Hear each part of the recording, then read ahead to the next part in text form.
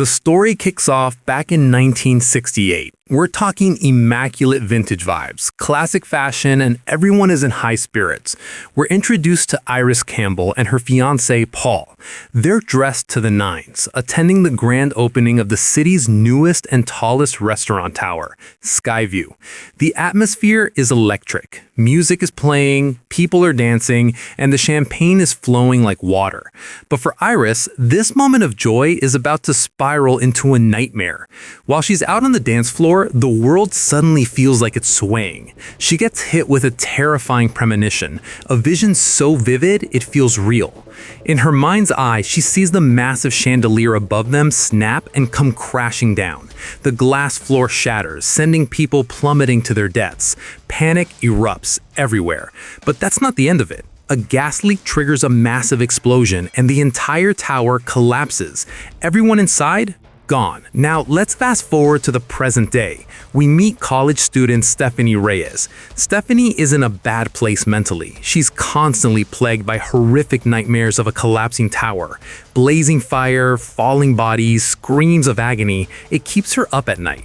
Stephanie starts connecting the dots and realizes these aren't just ordinary dreams. There's a connection to her grandmother, Iris, who actually survived that Skyview disaster decades ago. Desperate for answers, Stephanie heads back home. But the homecoming is rough. She meets up with her dad, Marty, and her brother, Charlie. But the family dynamic is strained. There's a lot of buried trauma here. To get to the bottom of things, they head over to their cousin's place. That's where we meet Uncle Howard, Aunt Brenda, and cousins Eric, Julia, and Bobby. It's a reunion, sure, but the conversation turns dark fast. When Stephanie asks about Grandma Iris, Uncle Howard's mood instantly sours. He reveals that after the incident in '68, Iris was never the same. She became paranoid, practically locking her kids inside the house.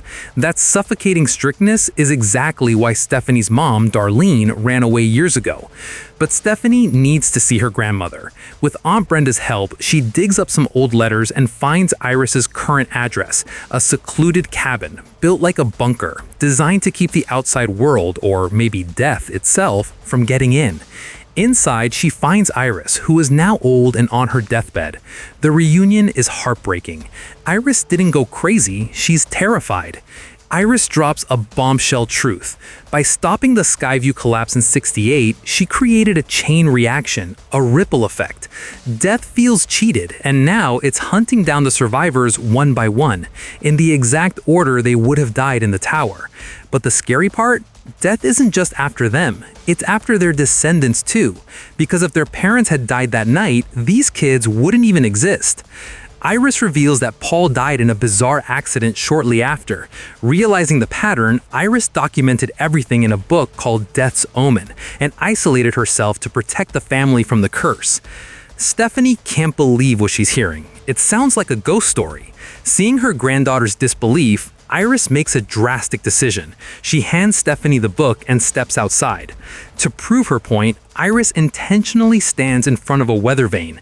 In one split second, it snaps and impales her. She's gone. It was a gruesome, voluntary sacrifice just to pass that knowledge on to Stephanie. After Iris's funeral, emotions are running high. Suddenly, Stephanie's mom, Darlene, shows up. But this isn't a happy family reunion. Stephanie is furious at her mom for abandoning her as a child. But there's something way bigger than family drama looming. Stephanie starts reading her grandmother's book. She finds a reference to someone named JB, who supposedly knows how to cheat death. The family tries to normalize things with a backyard barbecue, but there's an unspoken dread in the air. Right in the middle of lunch, a Rube Goldberg-style chain reaction begins. A loose screw, a spilled drink, a stray spark. In seconds, the family hangout turns into a slaughterhouse. In a horrific scene, Uncle Howard falls into the path of a running lawnmower. It's bloody, it's fast, and he's dead instantly. Stephanie is now 100% convinced. She tries to explain death's design to everyone, drawing diagrams to show that they're only alive because Iris survived. But grief blinds people. The family refuses to believe her. They think Stephanie has lost her mind and that Howard's death was just a freak accident. Their denial doesn't last long. That very night, a massive fire breaks out at Eric's tattoo shop. Thanks to a thick leather jacket, Eric barely manages to survive the flames. Stephanie and Charlie realize they're running out of time. They rush to the street to save Eric, but death is always one step ahead. While they're trying to get Eric away from danger, their cousin Julia is standing nearby. In the blink of an eye, chaos erupts and Julia is accidentally knocked into the path of a garbage truck. Stephanie and Charlie watch in horror as the compactor crushes Julia. That bloody scene finally breaks the family's denial. They realize Stephanie was right. Death is coming for them. Stephanie cracks the code. Death is coming for them in reverse order of their age. Desperate to survive, Darlene remembers the name from the book, JB. They track him down at a hospital. It turns out, JB, William Bloodworth, was also at the Skyview Power in 1968. In Iris's vision, he was the last one to die. He spent his life studying death. Bloodworth tells them there are only two ways to beat death. 1. Kill someone else and claim their remaining lifespan. 2. Clinically die and be brought back to life. He even references Kimberly Corman from Final Destination 2. He warns them that if the last of Iris's bloodline dies, he might be next. Armed with this new info, the family hatches a plan. They go with the die and come back strategy. Eric, thinking he's safer now, convinces cousin Bobby to be the guinea pig. The plan is risky. Eric will feed Bobby something he's allergic to. Bobby will go into anaphylactic shock, clinically die, and then they'll resuscitate him. They go to the hospital to keep things controlled, but death doesn't follow hospital rules. While they're prepping, a chain reaction causes the MRI machine to malfunction, creating a massive magnetic force. Eric, who has multiple facial piercings, doesn't realize he's standing too close. In a skin-crawling scene, the machine rips the piercings right out of Eric's face and drags him onto the magnet. A wheelchair flies across the room and crushes him. Eric is dead. Stephanie realizes that by trying to save Bobby, Eric inserted himself into death's list. No one is safe. At the same moment, a coil shoots out of a vending machine and goes straight into Bobby's skull. The plan fails miserably. Eric and Bobby, both dead. The hospital has turned into a killing field. Pure panic sets in. Stephanie, Charlie, and their mom Darlene, the last three of the bloodline, are the only ones left. They hop into an RV and head for Iris's fortified cabin, thinking they can buy some time if they hide there. But running from death is just a shortcut to the grave. Stephanie gets pinned by her seatbelt.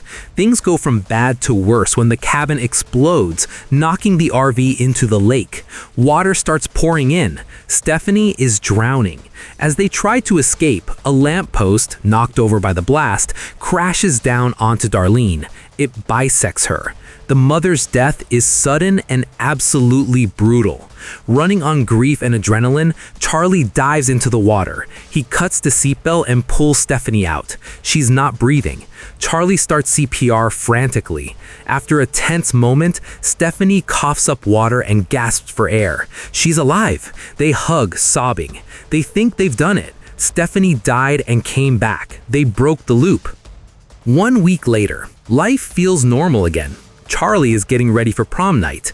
The nightmare seems over. Stephanie and Charlie are in good spirits. But then, Charlie's date's father, who happens to be a doctor, makes a casual comment that freezes their blood.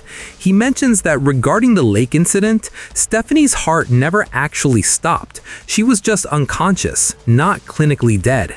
Stephanie and Charlie's world shatters. The condition was die and come back. Stephanie never died. That means death's design is still active. Suddenly, a train passing nearby derails, barreling towards them with terrifying speed.